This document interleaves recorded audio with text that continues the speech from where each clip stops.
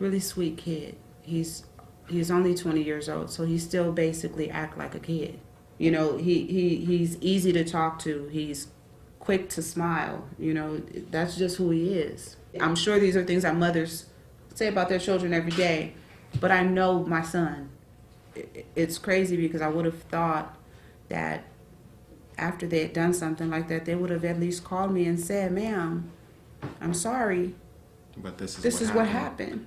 Nobody called me and said anything to me.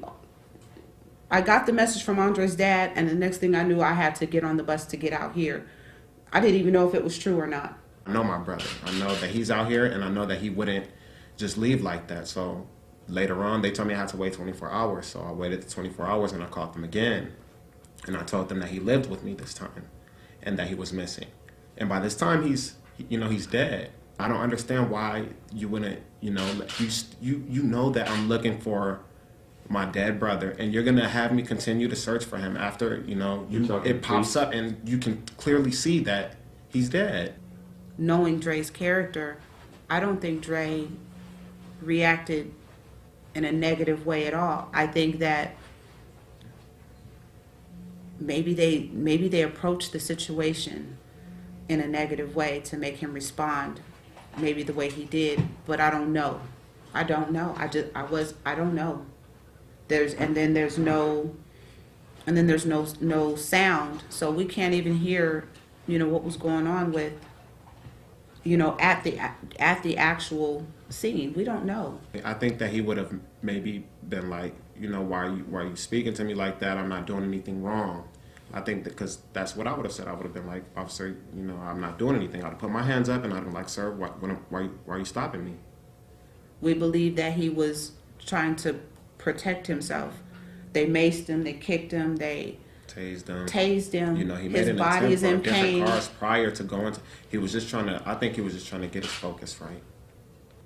Truthfully, I really just want my son to be buried. That's it. That's all I'm really worried about as of right this minute. I just want him out of this place. That was his word versus his word. All they had was the video camera of him being in the store. I thought that's how this situation was going to be. Until I actually, heard that somebody had the full video. It made me feel a lot more secure. It made me feel like the world was going to get to see my brother for who he was, and not for what somebody else was trying to say he was. Because he can't speak back for himself now. I'm sure they're going to make me look at it eventually. But as of right now,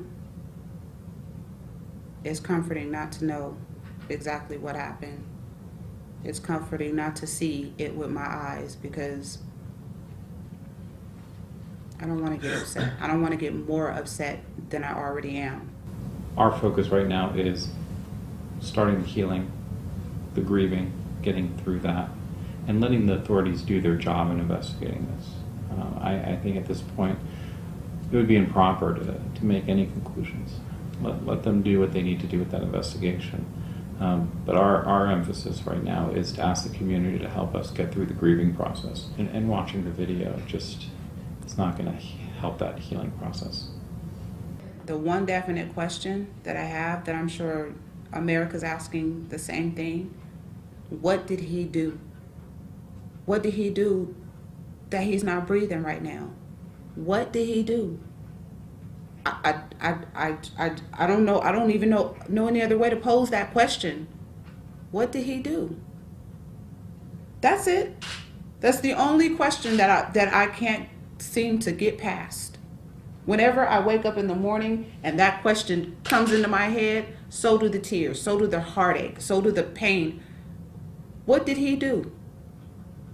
Because no matter how you try to twist it up, I can't come up with a reason as to what he could have done to make you shoot him 9 times.